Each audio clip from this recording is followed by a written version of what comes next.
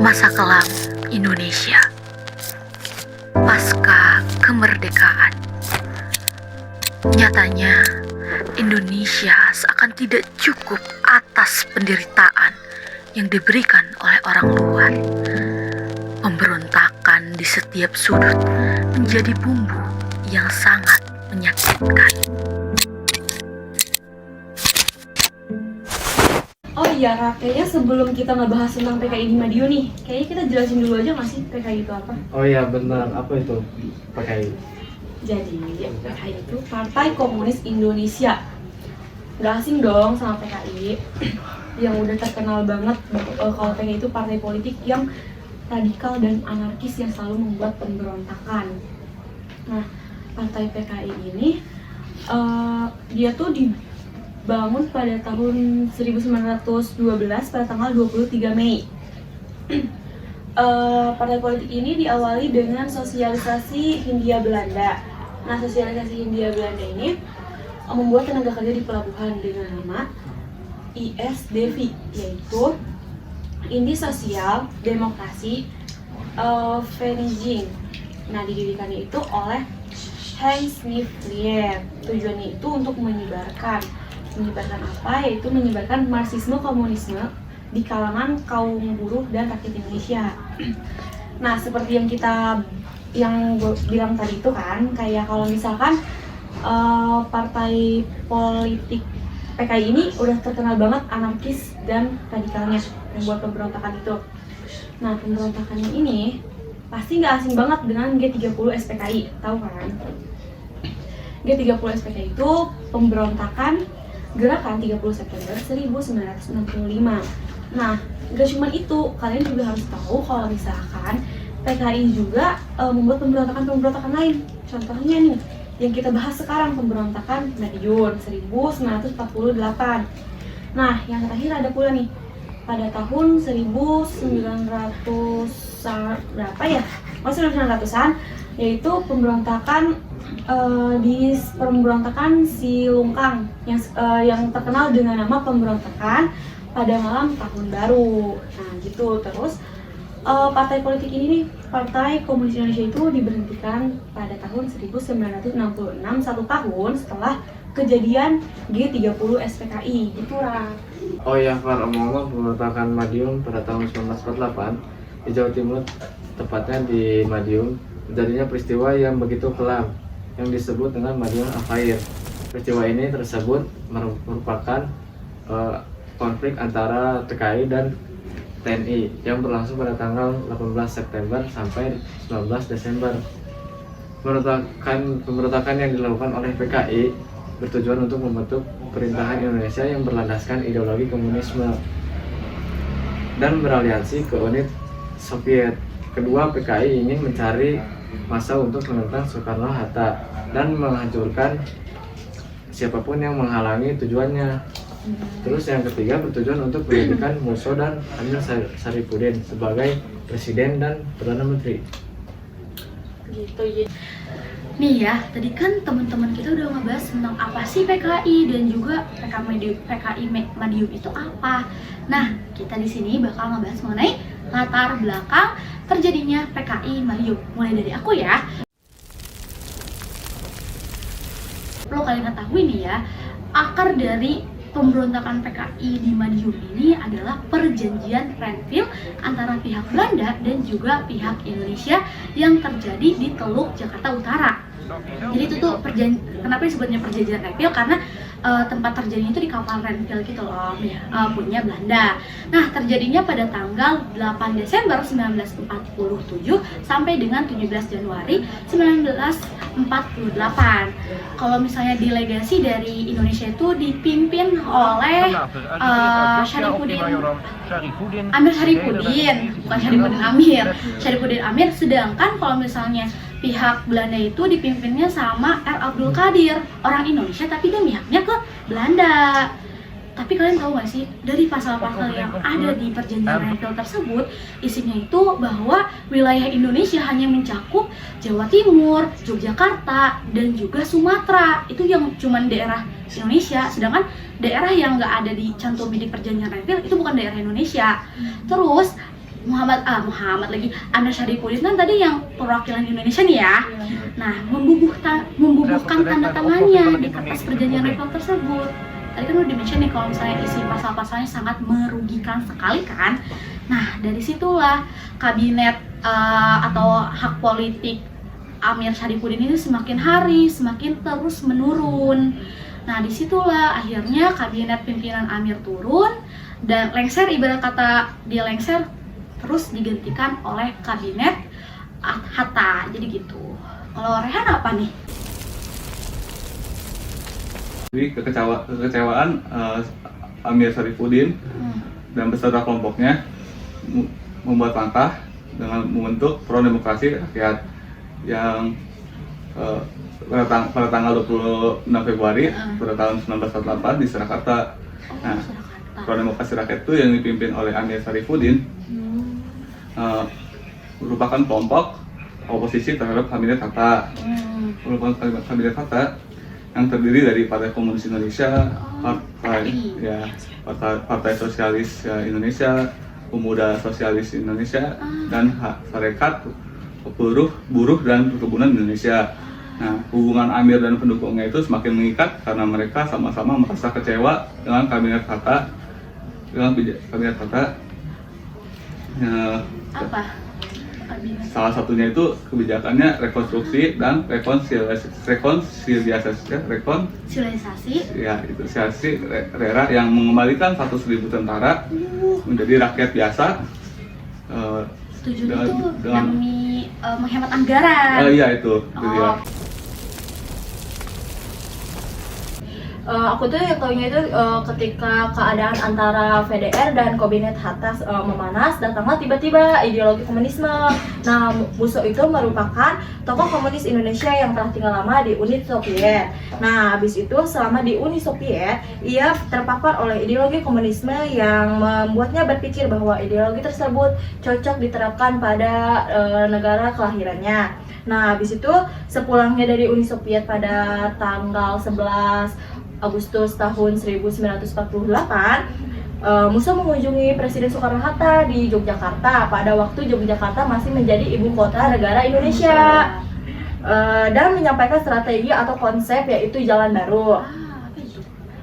Jalan Baru itu supaya Indonesia itu bisa mendapatkan keadilan, kedaulatan penuh. Akan tetapi hal tersebut dibantah oleh Perdana Menteri Muhammad Hatta. Menurut Hatta, Indonesia itu harus bersikap netral terhadap konflik yang terjadi antara Uni Soviet dan Amerika Serikat. Sikap Hatta tersebut memancing amarah Musso dan pihak komunis yang membuat mereka mulai memberontak.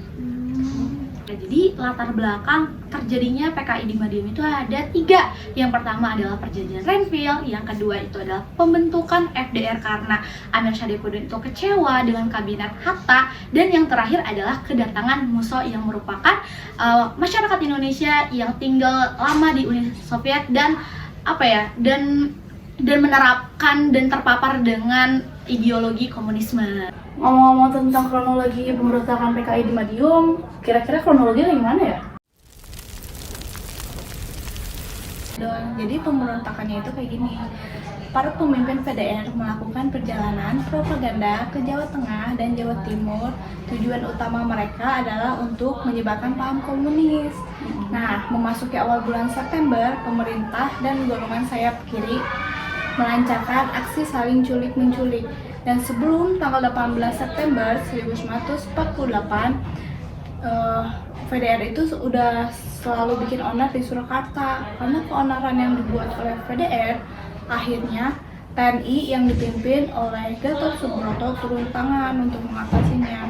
Namun ternyata keonaran yang dibuat mereka tuh hanya sebagai topeng untuk menutupi rencana mereka di Madiun. Jadi Mbit, kamu tahu nggak lanjutannya gimana? Terus pada tanggal 18 September 1948, pukul 3, FDR di bawah pimpinan Sumarsono dan Djoko Sunojo mulai merebut pejabat pemerintah daerah, sentral telepon, dan markas tentara ya, kalau nggak salah. Dalam serangan ini terdapat 2 perwira meninggal dan 4 orang luka-luka. Nah, hanya dalam hitungan jam aja loh, Madiun berhasil dikuasai sama FDR. Terus ada 2 anggota FDR, namanya tuh Satyajit dan Wikana. Mereka mengambil alih pemerintahan sipil dan mendirikan Front Pemerintahan Nasional Daerah Madiun. Sumarsono kemudian mengumumkan kabar tersebut melalui radio lokal. Dari Madiun, kemenangan dimulai. Terus mendengar tentang apa yang terjadi pada 18 September, Musso dan Sarifuddin kembali ke Madiun. Mereka mendiskusikan situasi dengan Sumarsono, Satyajit, dan Wikana. Nah, jadi pada tanggal 19 September 1948, Presiden Soekarno menyatakan bahwa pemberontakan Madiun adalah upaya untuk menggulingkan pemerintah Republik Indonesia. Dan Musso telah membentuk Republik Soviet Indonesia. Dia menyatakan bahwa rakyat Indonesia harus memilih antara dia dan Hatta atau Musso dan partai komunisnya. Terus Soekarno diikuti oleh Sultan Hamengkubuwono IX yang memiliki pengaruh sangat kuat di kalangan masyarakat Jawa. Dalam sambutannya, ia meminta bantuan kepada rakyat untuk membantu Soekarno dan Hatta untuk menumpas Partai Komunis. Pada pukul 23.30 di malam hari di waktu yang sama, Musso membalas Soekarno. Ia menyatakan perang kepada pemerintah Indonesia. Dia meyakinkan kepada warga Indonesia bahwa Soekarno dan Hatta adalah budak imperialisme Amerika, pengkhianat, dan pengedar Musa. Lanjutin dong. Jadi, pada tanggal 20 September 1948, mereka menyatakan kesediaan mereka untuk berdamai dengan pemerintah Indonesia. Sore harinya, Kolonel Djoko Sujono, Komandan Militer Madiun, menyiarkan melalui radio bahwa apa yang terjadi di Madiun bukanlah kudeta, tetapi merupakan upaya mengoreksi kebijakan pemerintah yang mengiringi revolusi ke arah yang berbeda. Ia dipimpin oleh Sumarsono, pemimpin awal pemberontakan. Sumarsono juga membuat pengumuman publik serupa bahwa apa yang terjadi di Madiun bukanlah kudeta, tetapi upaya untuk mengoreksi tujuan politik pemerintahan Hatta. Dalam upayanya meyakinkan pemerintah, pada tanggal 23 September, Amir Sarifuddin menyatakan bahwa konstitusi FDR adalah negara Republik Indonesia. Nah, bendera mereka tetap merah putih dan lagu kebangsaan mereka ini tetap Indonesia Raya. Namun nyatanya para pemerintah Indonesia mengabaikan upaya tersebut dalam beberapa pimpinan FDR untuk mengakhiri konflik ini. Oh, jadi gitu. Ya. Jadi pemberantasan ini tuh dilakukan secara operasi militer pada tanggal 20 September 1948. Nah, kalau misalnya pada tanggal 30-nya nih, lalu pada tanggal 30-nya itu pemerintah Indonesia menitahkan kepada Letkol Sadigin Brigadir Divisi Siliwangi untuk menguasai Madiun. Nah, tapi kalian harus tahu nih, kalau misalnya FDR atau misalnya bisa dikenal dengan PKI itu malah menghindari gitu loh konflik dengan TNI. Akhirnya mereka kabur dari Madiun ke desa yang namanya Kandangan. Nah, desa tersebut itu di mana mereka menemukan amunisi dan juga persenjataan. Nah, itu tuh tapi yang paling mengejutkan, toko tersebut tuh dibangun oleh Amir yang merupakan pemimpin FDR atau PKI tersebut. Itu tuh toko yang dibangun oleh Amir ketika dia masih menjadi Menteri Pertahanan. Tapi paling mengejutkannya apa coba? Nih, di desa tersebut ternyata udah dikuasai sama batalion divisi Sungkono yang dipimpin oleh Mayor Suko oleh mayor tersebut. Jadi udah dikuasai. Oh ya, Rak, gimana sih lanjutannya lagi? Aku baru tahu segitu loh.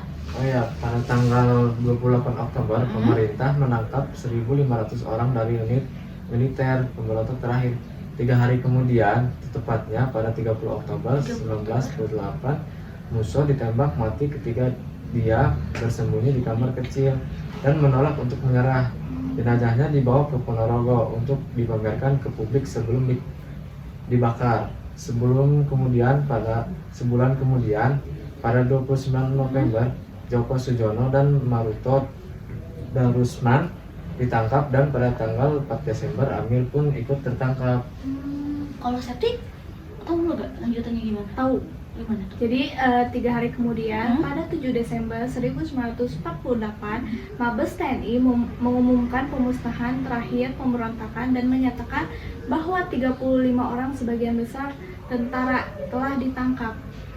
Pada 19 Desember Saripudin, Maruto Darusman, Joko Sujono, Suripno dan para pemimpin lainnya dieksekusi. Terus perkiraan korbannya adalah 24.000 orang, 8.000 orang di Madiun, 4.000 orang di Cepu dan 12 orang di Ponorogo. Nih, karena peristiwa tersebut mempengaruhi daerah lainnya.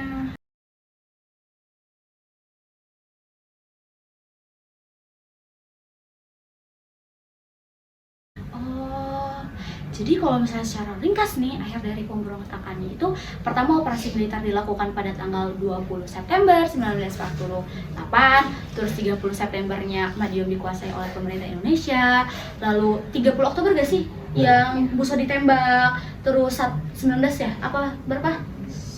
30. Iya, 30, terus lanjutannya tuh beberapa bulan kemudian atau beberapa hari sih? Sebulan kemudian. Oh, 1 bulan kemudian itu awak-awak yang lainnya juga tangkap, dan juga pada akhirnya 19 Desember ya? Iya. Pemberontakan PKI Madiun dinyatakan selesai dan dinyatakan dimusnahkan dan ibarat kata dimenangkan oleh Republik Indonesia. Jadi tujuan dari pemberontakan PKI Madiun itu tidak tercapai dan akhirnya PKI Madiun juga kalah di tangan Indonesia, terus mengakibatkan banyak korban juga. Jadi itu adalah akhir dari pemberontakan PKI di Madiun.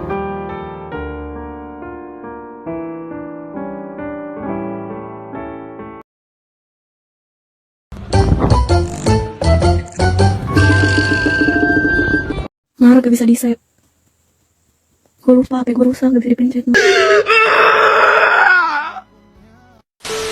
Semuanya, What part how do you can see? Look at that robot. Let's go eat. Tatap mata hoja. Emang bule kare seperti itu kare.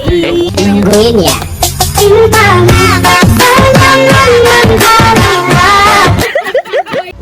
Ini sosial. Memandangmu.